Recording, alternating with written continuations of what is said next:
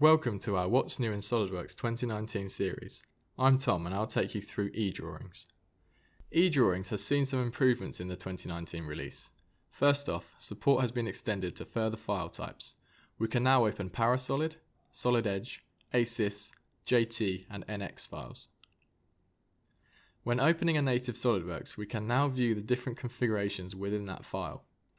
In previous releases, we would need to export the SOLIDWORKS file as an eDrawings before we could view the configurations.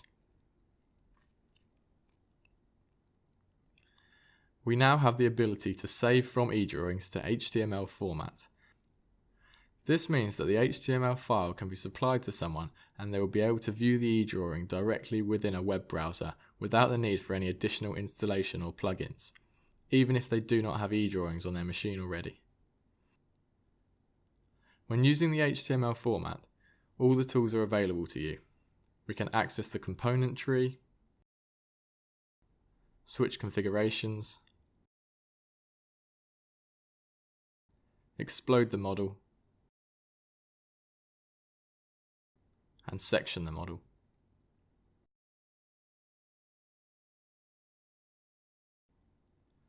You will also see we can access standard views and view animations. A new option in eDrawings is the ability to display ambient occlusion, which adds a bit of realism to the display.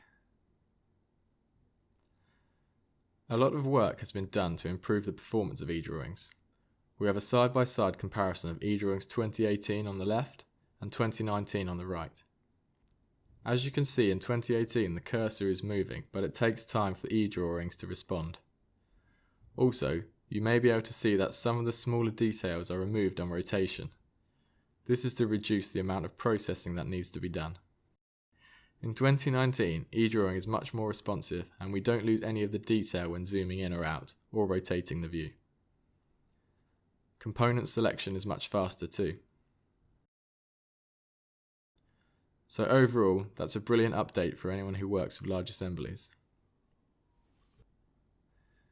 In summary, we've seen 2019 give us configuration support, new supported file types, save as 3D HTML, and improved performance.